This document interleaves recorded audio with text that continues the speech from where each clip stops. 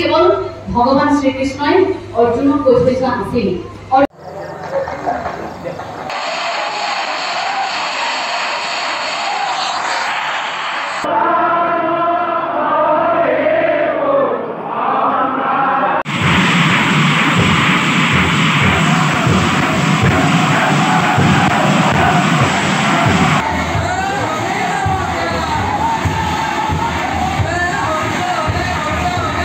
ঘৰত মাছুৱালী বেমাৰ তুমি ঠিক কৰি দিবা, তোমাৰ ওচৰত সেৱা লৈছো। কিন্তু ভগৱানৰ ওচৰত বিনা স্বাৰ্থত আমি কেতিয়াও সেৱা লোৱা নাই।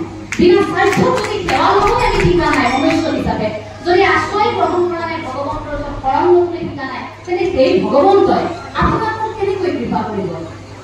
সেই প্ৰশ্নটো আমি ভাবো প্ৰত্যেকগৰাকী মনুষ্যই অন্তত এই সময়খিনিত কৰা উচিত। অৰ্থাৎ ভগৱন্তই যেনেকৈ অৰ্জুনক দিয়া আধ্যাত্মিক জ্ঞান অৰ্জুনৰ বাবে যিমান উপযোগী আছিল, কলিৰ এই সময়খিনি আমি ল'ব বিচাৰি থকা আধ্যাত্মিক জ্ঞান আমাৰ বাবে কিমানেই উপযোগী। গতিকে সেই কথাখিনি কেৱল ভগৱান শ্ৰীকৃষ্ণই অৰ্জুনক কৈ থৈ যোৱা নাছিল। অৰ্জুনক দিয়া প্ৰতি উপদেশ সেয়া মনুষ্যক দি থৈ গৈছিল যে এই মনুষ্য জাতি যাতে বিপদত পৰিব নোৱাৰে, কেৱল ভগৱন্তক যাতে চিন্তা কৰিব পাৰে, হৰি নাম ল'ব পাৰে, সেই কথাটো যাতে সদায় ভগৱান